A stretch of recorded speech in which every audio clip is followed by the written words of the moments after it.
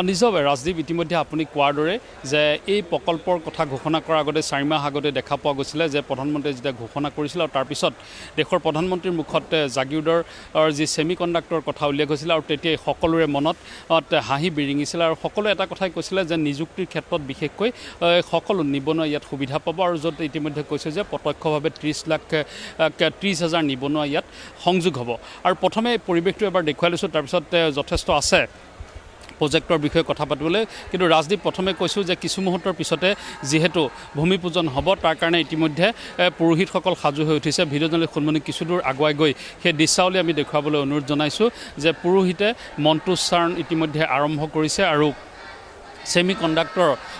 যি ভূমি পূজন সেই ভূমি পূজন ইতিমধ্যে আৰম্ভ হৈছে কিছু মুহূৰ্তৰ পিছতে আহি উপস্থিত হ'বহি অসমৰ মুখ্যমন্ত্ৰীগৰাকী উপস্থিত হ'ব আৰু তাৰপিছত দেখিবলৈ পোৱা যাব যে য'ত উপস্থিত থাকিব টাটা চন্সৰ অধ্যক্ষ নটৰাজন চন্দ্ৰশেখৰো আহি উপস্থিত হ'ব কিন্তু আমি সামগ্ৰিক পৰিৱেশটো প্ৰথমে এবাৰ দেখুৱাইছোঁ আৰু তাৰপিছত যি উপস্থিত যিসকল আছে বা জাগিৰোডবাসীৰ ৰাইজ তেওঁলোকৰ মনৰ ভাষাও জানিবলৈ চেষ্টা কৰিম আজিৰ দিনটোত তেওঁলোকে কেনেধৰণৰ মনত যি উৎসাহ তেওঁলোকৰ মনত যি আনন্দ সেই আনন্দৰ বিষয়ে জানিম কিন্তু প্ৰথমে এবাৰ পৰিৱেশটো দেখুৱাই লৈছোঁ য'ত ইতিমধ্যে পুৰোহিতে সেয়া আৰম্ভ কৰিছে মন্ত্ৰোচ্চাৰণ আৰম্ভ কৰিছে আমি প্ৰথমে এবাৰ সেই পৰিৱেশটো দেখুৱাইছোঁ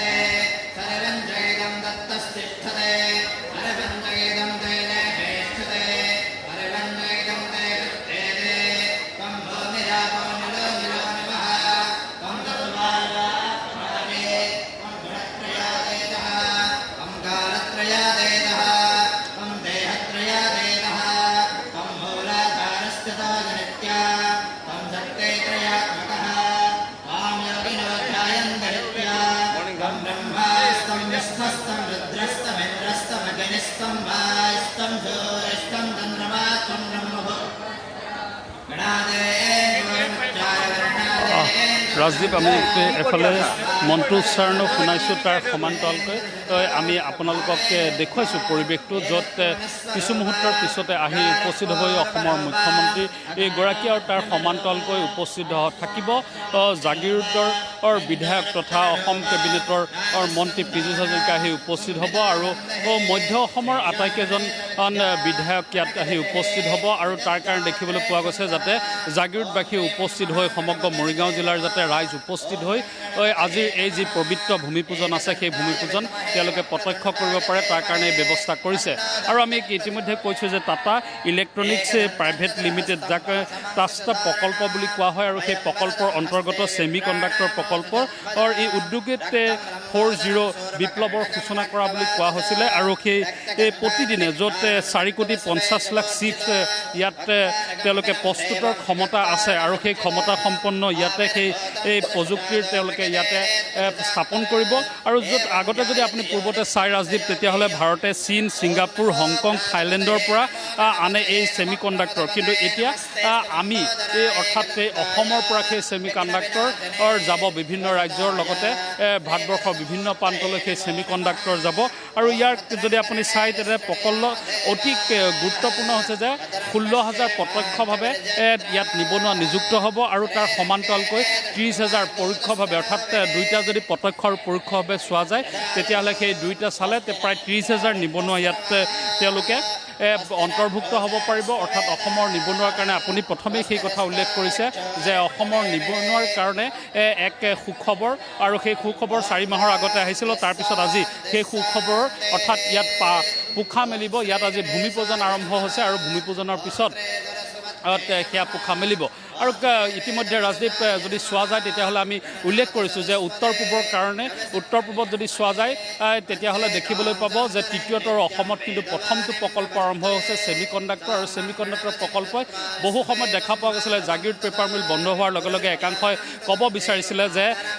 জাগিৰোডৰ পাৰ হৈ যাওঁতে আপোনাৰ নাগত লগা সেই গোন্ধ আৰু হয়তো আপুনি নাপাব কিন্তু তাৰ পৰা সময়ৰ গতিত সকলো সলনি হয় বিজ্ঞানে আমাক মানৱ সমাজক গতি দিছে আৰু সেই গতিতে ধৰি চৰকাৰেও হাত মিলাই আগবাঢ়িছে আৰু সেই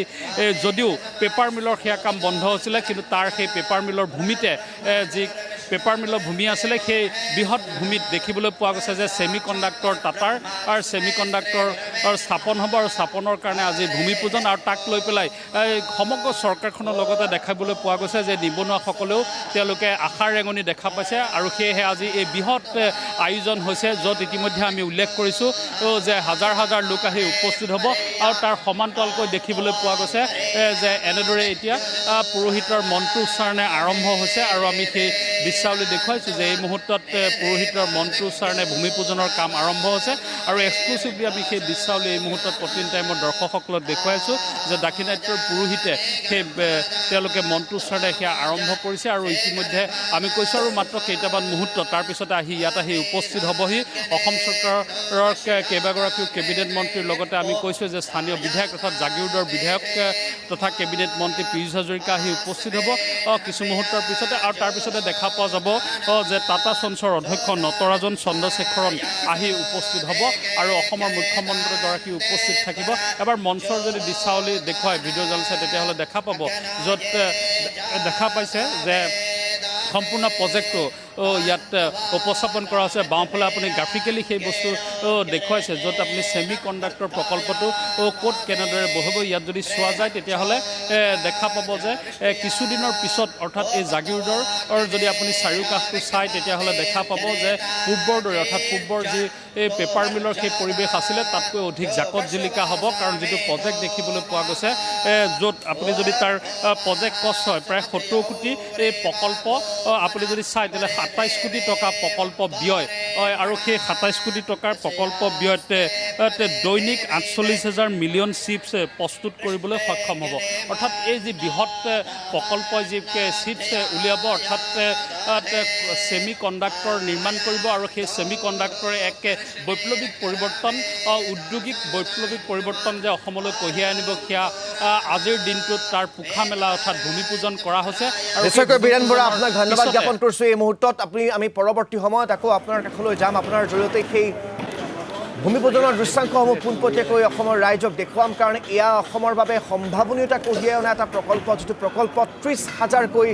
নিবনুৱা যুৱক যুৱতীয়ে প্ৰত্যক্ষভাৱে নিযুক্তি লাভ কৰিব গতিকে সেই প্ৰকল্পটোক লৈ অসমৰ ৰাইজে আশা কৰিছে এই প্ৰকল্পটোৱে অসমৰ অৰ্থনীতিৰ ক্ষেত্ৰত প্ৰভাৱ পেলাব বুলি সকলোৱে আশা প্ৰকাশ কৰিছে টাটা গ্ৰুপ এই প্ৰকল্পটো স্থাপন কৰিবলৈ আগবাঢ়ি আহিছে আৰু আজি টাটা গ্ৰুপৰ অৰ্থাৎ টাটা চন্সৰ যিগৰাকী মুৰব্বী চন্দ্ৰশেখৰ তেখেতৰ উপস্থিতিতেই আজি এই ভূমি পূজন সম্পন্ন হ'ব আৰু সেই ভূমি পূজন সম্পন্ন হোৱাৰ সময়ত অসমৰ মুখ্যমন্ত্ৰীগৰাকীও উপস্থিত থাকিব বুলি জানিব পৰা গৈছে টাটা চন্সৰ অধ্যক্ষ নটৰাজন চন্দ্ৰশেখৰে আজি এই ভূমি পূজন সম্পন্ন কৰিব